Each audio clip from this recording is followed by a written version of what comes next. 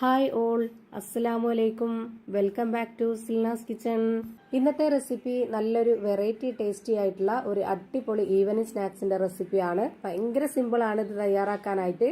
എത്ര കഴിച്ചാലും മടുക്കുകയില്ല. അത്രയും ടേസ്റ്റി ആയിട്ടുള്ള ഒരു അടിപൊളി വെറൈറ്റി റെസിപ്പിയാണ്. അപ്പൊ ഇതെങ്ങനെയാണ് തയ്യാറാക്കുന്നതെന്ന് അറിയാനായിട്ട് വീഡിയോ സ്കിപ്പ് ചെയ്യാതെ മുഴുവനായിട്ടൊന്ന് കണ്ടു നോക്കണേ. ഇനി നമുക്ക് റെസിപ്പിയിലോട്ട് കടക്കാം. അപ്പൊ ഇതിനായിട്ട് ഞാൻ ആദ്യം തന്നെ സ്റ്റൗവിലേക്ക് ഒരു പാൻ വെച്ച് കൊടുത്തിട്ടുണ്ട്. ഫ്ലെയിം ഓൺ ആക്കിയതിനു ശേഷം ഇതിലേക്ക് ഒരു അര കപ്പ് അളവിൽ 1 കപ്പ് പഞ്ചസാര ഇട്ട് കൊടുക്കാം. ഇനി ഇതിലേക്ക് 250 ml കപ്പിന്റെ അളവിൽ 1 കപ്പ് വെള്ളം ഒഴിച്ചു കൊടുക്കാം. ഇനി ഇതിലേക്ക് നല്ലൊരു മണത്തിന് വേണ്ടിയിട്ട് ഒരു 3 ഏലക്ക തല്ലിയതും കൂടെ ഇട്ട് കൊടുക്കുന്നുണ്ട്. ഹൈ ഫ്ലെയിമിൽ തന്നെ വെച്ചിരിക്കണം. ഈ വെള്ളത്തിൽ പഞ്ചസാര നന്നായിട്ടൊന്ന് ഉരുകി വന്നതിന് ശേഷം ഒരു 3 മിനിറ്റ് നേരം ഇത് നല്ലപോലെ ഒന്ന് തിളപ്പിച്ചെടുക്കാം.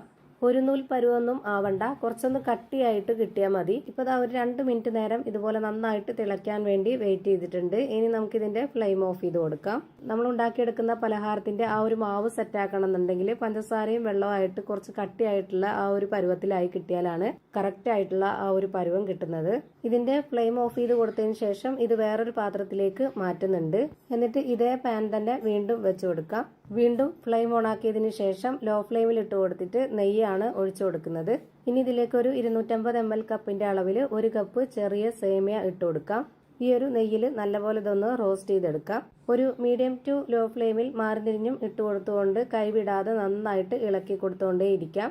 ഇതിന്റെ കളറൊക്കെ മാറി ഇതുപോലെ ഒന്ന് റോസ്റ്റ് ആയി വരുന്ന സമയത്ത് ഇനി ഇതിലേക്ക് 250 ml കപ്പിന്റെ അളവിൽ 3/4 കപ്പ് ചിരകിയ തേങ്ങ ഇട്ട് കൊടുക്കാം. ഇതുകൂടി ഇട്ട് കൊടുത്തതിന് ശേഷം ഒന്നുകൂടി ഈ തേങ്ങയൊക്കെ നന്നായിട്ട് നെയ്യിലൊന്ന് ചൂടായി വരുന്ന വരേക്കും നല്ലൊരു മണമൊക്കെ വരുന്ന വരേക്കും നമുക്ക് ഇതൊന്ന് ഇളക്കി കൊടുത്തുകൊണ്ടിരിക്കണം. ഇനി നമുക്ക് ഇതിന്റെ ഫ്ലെയിം കൂട്ടി വെക്കണ്ട. തേങ്ങ ഇട്ട് കൊടുക്കുമ്പോൾ പെട്ടെന്ന് കരിഞ്ഞു പോകാൻ സാധ്യതയുണ്ട്. അതുകൊണ്ട് തന്നെ നമുക്ക് ലോ ഫ്ലെയിമിൽ ഇട്ട് കൊടുത്തിട്ട് ഇത് നന്നായിട്ടൊന്ന് ഇളക്കി കൊടുത്തിട്ട് ഇതിൽ നിന്ന് തേങ്ങ ചൂടായി വരുന്നതിന്റെ ആ ഒരു നല്ല മണം വരുന്ന സമയത്ത് നമുക്ക് ഇതിന്റെ ഫ്ലെയിം ഓഫ് ചെയ്ത് കൊടുക്കാം. ഇനി അടുത്തതായിട്ട് ഒരു മിക്സിയുടെ ജാർ എടുത്തിട്ടുണ്ട്. ഇതിലേക്ക് 250 ml കപ്പിന്റെ അളവിൽ 1 കപ്പ് പൊട്ടുകടലയാണ് എടുത്തിട്ടുള്ളത്. ഇത് മുഴുവനായിട്ടും ഈ ഒരു ജാറിലേക്ക് ഇട്ട് കൊടുത്തിട്ട് ഇത് നന്നായിട്ടൊന്ന് പൊടിച്ചെടുക്കാം. പൊടിച്ചെടുത്തതിന് ശേഷം ഇതൊന്ന് മാറ്റി വെച്ചേക്കണം. അടുത്തതായിട്ട് ഒരു കാര്യം കൂടി ചെയ്യാനുണ്ട്. ഇനി നേരത്തെ തയ്യാറാക്കിയ ആ ഒരു ഷുഗർ സിറപ്പിലേക്ക് ഒരു 2 സ്പൂൺ അളവിൽ പാൽപ്പൊടിയാണ് ഇട്ട് കൊടുക്കുന്നത്. ഇതുപോലെ വലിയ സ്പൂൺ അളവിലാണ് ഇട്ട് കൊടുത്തിട്ടുള്ളത്. ഇനി ഇത് നന്നായിട്ടൊന്ന് ഇളക്കി യോജിപ്പിച്ചു കൊടുക്കാം. ഇതുപോലെ ഒരു വിസ്ക് വെച്ചിട്ട് നല്ലപോലെ ഇളക്കി കൊടുത്തതിന് ശേഷം ഇനി ഇതിലേക്ക് നേരത്തെ പൊടിച്ചു വെച്ചിട്ടുള്ള ആ ഒരു പൊട്ടുകടലയുടെ പൊടി ഇട്ട് കൊടുക്കാം. ഇനി ഇതിന്റെ മധുരത്തിനെ ഒന്ന് ബാലൻസ് ചെയ്യാനായിട്ട് ഒരു നുള്ള് ഉപ്പും കൂടെ ഇട്ട് കൊടുക്കുന്നുണ്ട്. വീണ്ടും ഒരു വിസ്ക് വെച്ചിട്ട് ഇത് നന്നായിട്ടൊന്ന് ഇളക്കി എടുക്കുന്നുണ്ട്. ഇതുപോലെ നന്നായി ഇളക്കി കൊടുത്തതിന് ശേഷം ഇനി നമുക്ക് ഇതിലേക്ക് ഇട്ട് കൊടുക്കേണ്ടത് നേരത്തെ വറുത്ത് മാറ്റി വെച്ചിരുന്ന ആ ഒരു സേമിയയും തേങ്ങയുമാണ്. ഇത് മുഴുവനായിട്ടും ഇതിലേക്ക് ഇട്ട് കൊടുക്കുന്നില്ല, കുറച്ച് ഞാൻ മാറ്റി വെക്കുന്നുണ്ട്.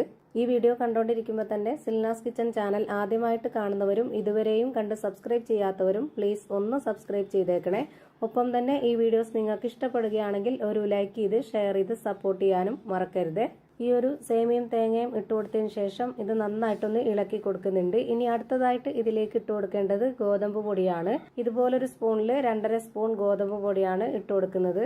ഓരോ സ്പൂണിലും പൊടി എടുക്കുമ്പോൾ ഇതുപോലെ നിറച്ച് വേണം എടുക്കാനായിട്ട്, എന്നാലാണ് കറക്റ്റ് പരുവത്തിന് കിട്ടുന്നത്. ഗോതമ്പ് പൊടിക്ക് പകരം മൈദാമാവ് മതി എന്നുള്ളവർക്ക് അത് ഇട്ട് കൊടുക്കാം, കുഴപ്പമൊന്നുമില്ല. ഇനി ഇതിന്റെ പരുവം എങ്ങനെയാണെന്നുള്ളത് ഇതുപോലൊരു സ്പൂൺ കൊണ്ട് കോരി കാണിച്ചു തരാം. നമ്മുടെ ഈ ഒരു മാവ് ഇതുപോലെ കുറച്ച് കട്ടിയായിട്ട് വേണം റെഡിയാക്കി എടുക്കേണ്ടത്, എന്നാലാണ് നമ്മൾ ഉദ്ദേശിച്ച പരുവത്തിൽ റെഡിയാക്കി എടുക്കാൻ പറ്റുള്ളൂ. ഇനി ഇത് നമുക്ക് വാഴയിലയിലാണ് ആവിയിൽ വേവിച്ചെടുക്കേണ്ടത്. അതിനായിട്ട് ഞാനിവിടെ ഇഡ്ഡലി തട്ട് എടുത്തിട്ട് അതിലേക്ക് ഇതുപോലെ പീസ് ആക്കിയിട്ട് വാഴയില വെച്ച് കൊടുത്തിട്ടുണ്ട്.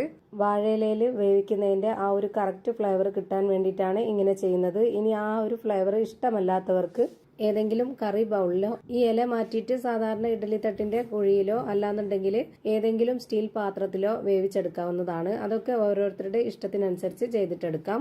ഞാനിപ്പോൾ ഈ ഒരു വാഴയിലയിൽ കുറച്ച് നെയ്യൊന്ന് സ്പ്രെഡ് ആക്കിയതിനു ശേഷം നേരത്തെ വറുത്ത് മാറ്റി വെച്ചിരുന്ന ആ ഒരു സേമിയയും തേങ്ങയും കൂടെ ഇട്ട് കൊടുത്തതിന് ശേഷമാണ് ഈ ഒരു മാവ് ഒഴിച്ചു കൊടുത്തിട്ടുള്ളത്. ഞാനിപ്പോൾ ഈ ഒരു മാവിന്റെ കണക്ക് നോക്കാതെ പെട്ടെന്ന് തന്നെ ആദ്യത്തെ ഈ ഒരു തട്ടിൽ കുറച്ച് ഒരുപാട് ഒഴിച്ചു കൊടുത്തിട്ടുണ്ട്. അടുത്ത തട്ടിൽ അപ്പോൾ കുറച്ച് ഒഴിച്ചു കൊടുക്കാനേ ഉള്ളായിരുന്നുള്ളൂ. അപ്പോൾ നിങ്ങൾ മാവ് എടുത്ത് ഒഴിച്ചു കൊടുക്കുമ്പോൾ കറക്റ്റ് എല്ലാത്തിലും ഒരേ പരുവത്തിൽ കിട്ടണമെന്നുണ്ടെങ്കിൽ ആദ്യം തന്നെ ആ ഒരു മാവിന്റെ കണക്കനുസരിച്ച് നോക്കിയിട്ട് എല്ലാത്തിലും ഒഴിച്ച് കറക്റ്റ് ആക്കിയാൽ മതി. ഞാനിപ്പോൾ ഇത് വേവിച്ചെടുക്കാനായിട്ട് ഇഡ്ഡലി ചെമ്പിൽ കുറച്ച് വെള്ളം വെച്ചതിന് ശേഷം നന്നായിട്ടൊന്ന് ചൂടായിട്ട് വന്നപ്പോൾ ആദ്യത്തെ തട്ട് വെച്ച് കൊടുത്തിട്ടുണ്ട്. ഇനി രണ്ടാമത്തെ തട്ടിലും കൂടെ ഈ ഒരു മാവ് ഒഴിച്ചു കൊടുത്തതിന് ശേഷം ഇതൊന്ന് അടച്ചു വെച്ച് വേവിച്ചെടുക്കാം. ഒരുപാട് സമയമൊന്നും വേണ്ട ഇത് വെന്ത് കിട്ടാനായിട്ട്. ഒരു 20 മിനിറ്റ് ആകുമ്പോഴേക്ക് നമുക്കിത് കറക്റ്റ് പരുവത്തിന് വെന്ത് കിട്ടും. ഇത് വെന്തോന്ന് അറിയാനായിട്ട് ഒരു ടൂത്ത് പിക്ക് കൊണ്ടോ അല്ലെങ്കിൽ ഒരു സ്പൂണിന്റെ ബാക്ക് വശം കൊണ്ടോ ഒന്ന് കുത്തി നോക്കിയാൽ മതി. അപ്പോൾ ഇതിൽ ഒട്ടിപ്പിടിക്കുന്നില്ല എന്നുണ്ടെങ്കിൽ ഇത് വെന്തോന്നാണ്. അപ്പോൾ ഇതാ ഭയങ്കര ടേസ്റ്റി ആയിട്ടുള്ള നല്ല സിമ്പിൾ ആയിട്ടുള്ള ഒരു അടിപൊളി പഞ്ഞ് പോലത്തെ ഒരു ഈവനിങ് സ്നാക്സ് ആണ് റെഡിയായി കിട്ടിയിട്ടുള്ളത്. കുട്ടികൾക്കും വലിയവർക്കൊക്കെ ഒരുപോലെ ഇഷ്ടാവുന്ന നല്ല ടേസ്റ്റി ആയിട്ടുള്ള ഒരു പലഹാരമാണ്. ഇതിന്റെ അകം എങ്ങനെ ഇരിക്കുന്നതെന്ന് അറിയാനായിട്ട് ഇതൊന്ന് പൊട്ടിച്ച് കാണിച്ചു തരാം. അപ്പോൾ ഇത്രയേ ഉള്ളൂ ഇന്നത്തെ വീഡിയോ ഇഷ്ടമായാൽ ലൈക്ക് ചെയ്യാനും കമന്റ് ചെയ്യാനും ഷെയർ ചെയ്യാനും മറക്കരുത്. അതുപോലെ തന്നെ ഞാനിടുന്ന പുതിയ വീഡിയോസ് നോട്ടിഫിക്കേഷനായിട്ട് കിട്ടുന്നതിന് വേണ്ടി സബ്സ്ക്രൈബ് ചെയ്ത് ബെല്ലൈക്കൺ അമർത്തി അതിൽ ഓൾ എന്ന ഓപ്ഷൻ എനേബിൾ ചെയ്ത് കൊടുക്കാനും മറക്കരുത്. പുതിയൊരു വീഡിയോയുമായി വീണ്ടും വരും. Thank you for watching.